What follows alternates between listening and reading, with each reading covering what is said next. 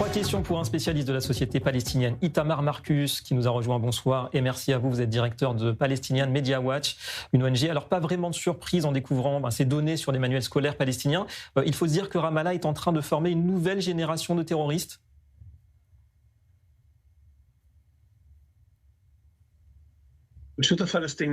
L'autorité palestinienne n'a jamais abandonné la voie du terrorisme. Nous le voyons dans toutes les publications, dans tous les messages, tant pour les adultes que pour les enfants. Nous voyons dans tous les moyens d'éducation de l'autorité palestinienne, le message, c'est qu'Israël n'a pas le droit d'exister. Ils décrivent Israël comme un corps étranger qui a été implanté au Proche-Orient par les États colonialistes et en particulier l'Angleterre. Pourquoi? Pour se débarrasser du problème des Juifs. Les Juifs sont un peuple problématique, un peuple subversif, et donc pour que les Européens, pour se débarrasser des Juifs, ils ont volé la Palestine et les a installés ici. C'est ça le message aux enfants qu'on voit dans toutes les brochures, et pas forcément dans les livres, mais dans tous les moyens d'éducation.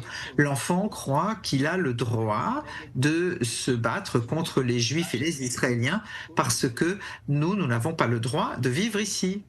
Et concernant les salaires, donc aux terroristes, toujours pas vraiment de pression, on le voit de la part des Occidentaux, pourrait mettre un terme, malheureusement, et c'est peut-être le problème.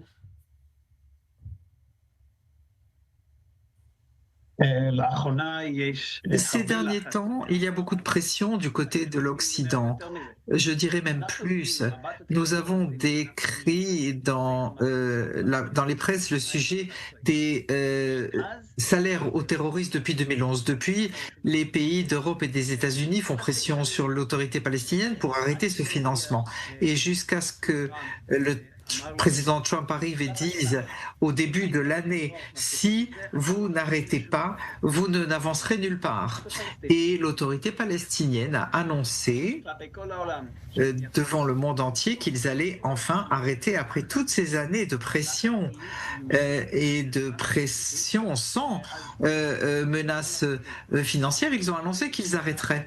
Mais nous avons vérifié chaque mois depuis, et nous vérifions, nous avons les moyens d'agir avec toutes sortes d'éléments, et nous savons qu'ils n'ont jamais cessé les salaires aux prisonniers.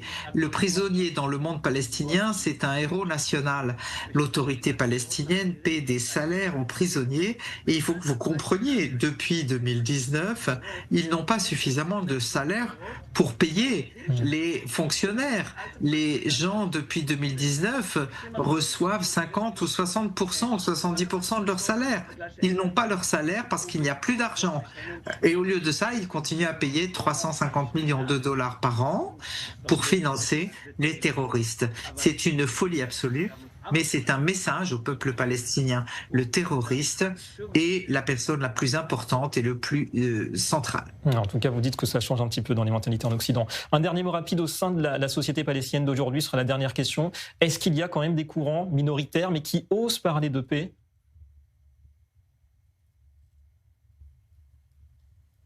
Si on regarde les sondages récents dans l'autorité palestinienne, il faut comprendre qu'on n'a pas avec qui parler là-bas.